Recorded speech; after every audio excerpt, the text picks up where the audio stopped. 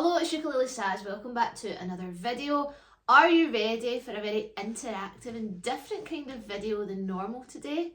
Let's jump in and get started. It's all about the circle of fifths. If you like this video, tell me what it is that you like about it. Leave me a comment, like it, subscribe to my channel so that you'll get updated whenever I release a new video. And if you really like my stuff, you can check out my Buy Me a Coffee page, where you'll get access to all of my song sheets, lesson materials, all of my weekly challenges, and there's even live lessons once a month as well. All designed to help give you the tools to get confident on your own learning journey, take the reins and become the ukulele player that you've always wanted to be. This is a big quiz on testing your knowledge on the circle of fifths. It's nothing too crazy. This is all very much about the first step of the circle of fifths. And it's a really great way for you to help check your understanding so that you know what you already know and maybe can start to recognise what areas you need to work on. I do have a couple of videos I recommend, including my circle of fifths video, which will be really super helpful. And you can also check out my major and minor chords video as well. These will both be super useful in helping you get to grips with the circle of fifths. Another thing is the Noisy Clan's lovely little circle of fifths wheel. This is a great little tool that you can have physically on you that will help show you your different keys and families and other different music theory things as well. So if you haven't got one of these, you can get it with the code SAZUK 20% off, and that's through the Noisy Clan. So check that out as well. Okay, so how this is going to work is I'm going to put the question up here. You're going to get a little bit of time to answer that question, and then I'm going to give you the answers. I am going to give you a little sneaky circle of fifths up here. I do recommend that you try this quiz twice. The second time round, cover that part of the screen so that you're not using your circle of fifths, and see if you've got it without. Question 1. How many major and minor keys are there? How many major and minor chords are there in each key? There are 3 in each key. There are 3 major chords. There are 3 minor chords. Major chords are round the top and round the outside of the circle. The major chords are in the inside of the circle. Question 2. What are the 3 major and 3 minor chords in the key of D major? The answer is D, G, and A for your major chords, and your minor chords are B minor, E minor, F sharp minor. Question 3. Which key contains the 3 minor chords A minor, B minor, and E minor? That's A minor, B minor, and E minor. Which key do those 3 minor chords belong? That's it. It's the key of G major. As you can see, you've got G in the middle. Its relative minor is E minor, and you've got an A minor there and a B minor there too. Question 4. Which major key is this chord progression? F, C, B minor, B flat, G minor, C, D minor, and F. Which key does that belong to? Which major key?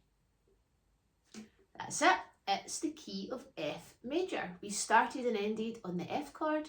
We used a C, we used a B flat, we also used a G minor and a D minor. The only chord we didn't use there was A minor. Question 5.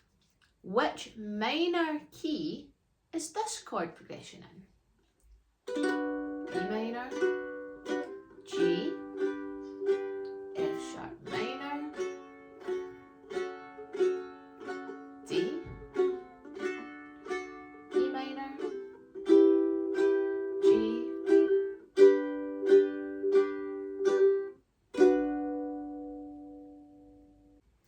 it's B minor. starts in a B minor, ends in a B minor. We used the chords G and D. We also used F sharp minor and E minor, which all belong to the key of B minor. Question 6. Which key is this chord progression? This time I'm not telling you if it's major or minor, that's up to you. Are we ready? 2, 3, and G, D, C, B minor, sorry, C, G, A minor, E minor, and G. Did you get this one? If you've been listening to the last couple of questions, hopefully there was a little clue in there. It was G major. It started and ended on the G chord. Well done if you got that one right. Number 7. Which of the chords in this progression does not belong to the key of A minor? Are we ready? 1, 2, 3, A minor. Again.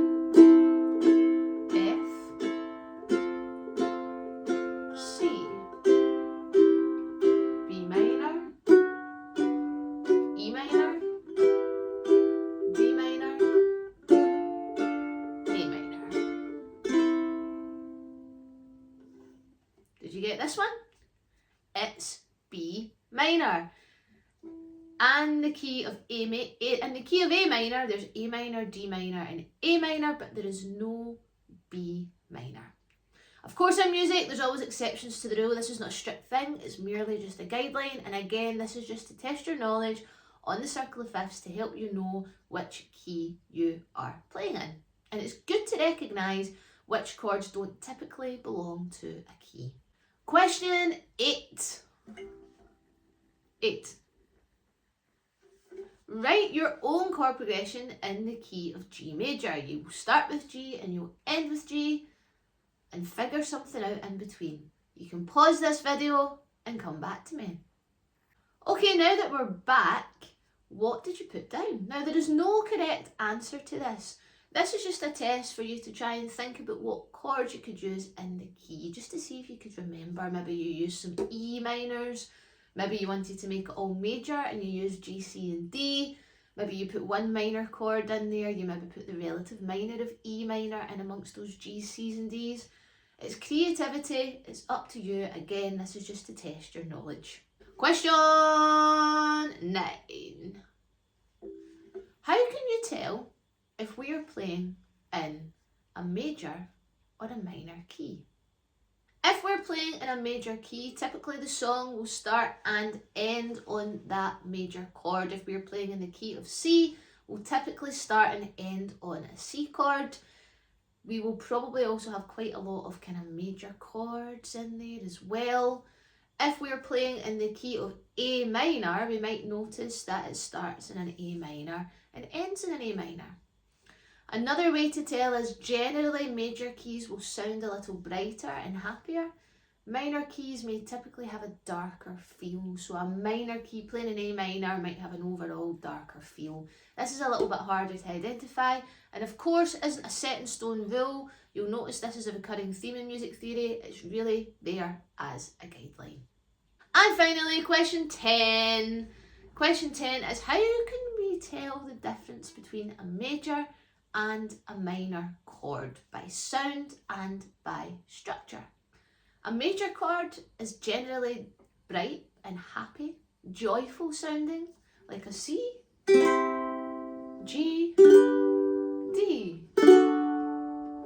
Minor chords typically sound a little bit darker, a little bit sadder, a little bit more melancholic. For example, G minor, C minor, D minor. You can hear the difference. So that's one way you can tell by sound. Now, structurally, your major and minor chords are built from the major scale.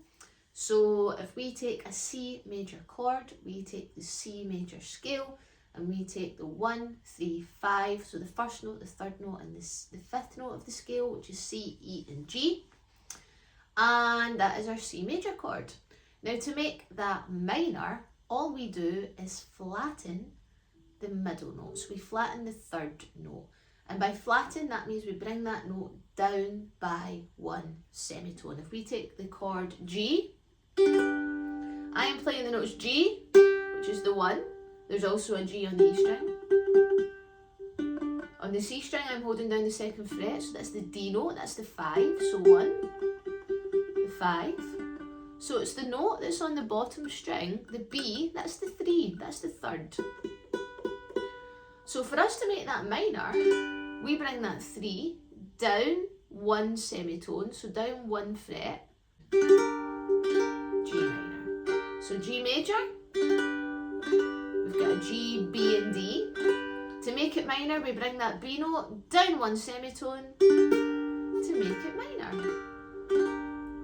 A lot of the time on the ukulele, this means changing the whole entire shape. It just depends what notes we're playing and where. There are 3 notes that make a major and a minor chord, so we want to make sure that we're playing all of those notes. Sometimes those are doubled up, and sometimes to change one of those notes down a semitone, there might be a little bit of an adjustment.